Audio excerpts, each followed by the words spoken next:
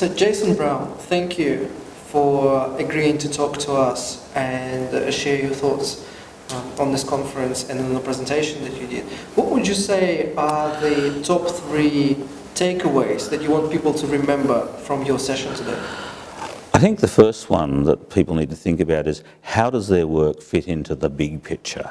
The picture about the direction of enterprise, nation, company, and how do risk managers actually integrate in the bigger construct.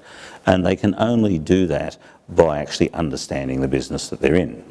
I think that's really a critical issue. I think the next one is communicate. Building that network of people who can keep the risk manager informed about context, future direction, and emergent issues. So I think that's another critical one. And the last one is competence. Maintain your skills. Maintain that network of people who are professional and competent in the discipline so you can continue to enhance your capacity as a risk manager. So you've actually touched on so many amazing, important points that I want to very quickly just get to each one. So the first theme, the first key takeaway is that there's really no other option for the risk manager except by integrating into what business does. And that kind of immediately raises the question that, well, to integrate into something, you have to understand how the business operates, how the decisions are made. How can risk managers do that? Well, one of the things is businesses actually provide a huge amount of information about how they operate. So being across the strategic plan, having information about the intentions of those that lead production, output, and again, it's about maintaining relationships. And when I say communication is a two-way street. Having that relationship with those who shape and move an organisation is quite critical. And you will learn about how the organisation operates that way. But some basic research right at the start, asking those questions, what is our purpose?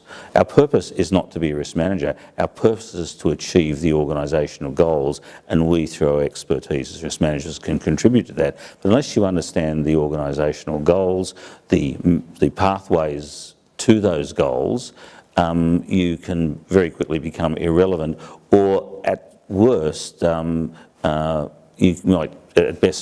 might just be pushed down to a lower level of the operation.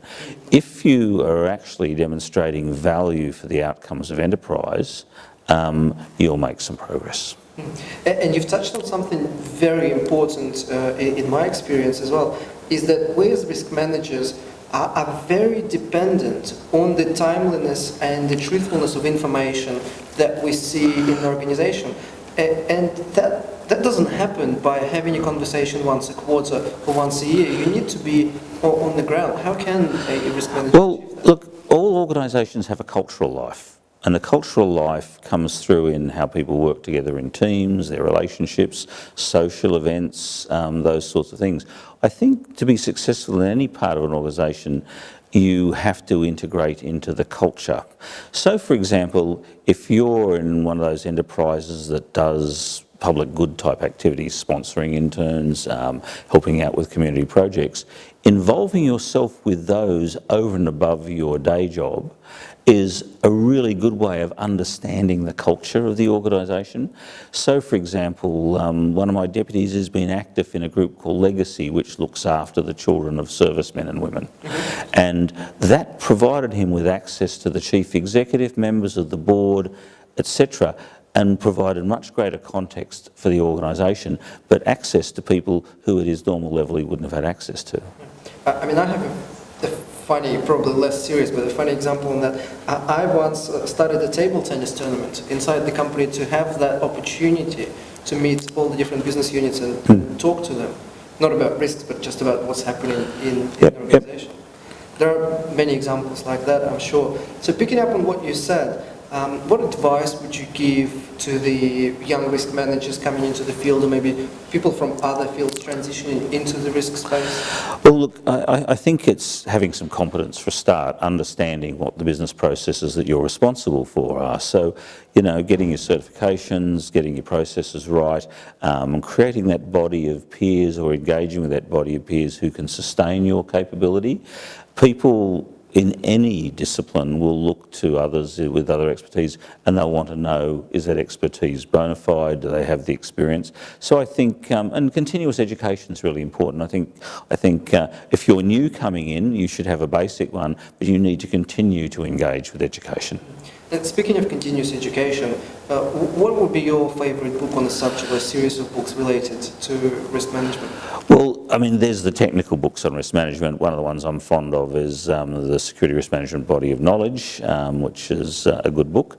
I actually look at quite a lot of legislation, but if I'm reading fun, I actually read novels by John le Carre, and he wrote the famous spy novels because he deals with national risk, he deals with ethical risk, personal risk, and he does it through human factors. He looks at the motivations of people. And I actually think risk management in a positive sense and in a negative sense in terms of loss of opportunity, it actually comes from people and their behaviours. So it's really interesting reading insights through a novel as to why people do things, particularly in the construct of things that are really important, like national security. So I quite enjoy a novel like that, but again, I will read the articles that are coming out and so on to keep up my own knowledge of thinking, or attending a conference like this. But in terms of reading, I'll read a good novel by a great writer, and the one I've read recently that was incredibly exciting was called This Orient Isle, and is about the relationships between Elizabethan England and the Muslim world at the time of Elizabeth I. And the analogies for modern society that can be seen in that, in terms of the risks facing the world today, they're right there at the time of Suleiman the Magnificent and Queen Elizabeth I of England, and the relationship between Europe and the Middle East. Absolutely fascinating. Excellent. Thank you very much. Thank you for sharing that.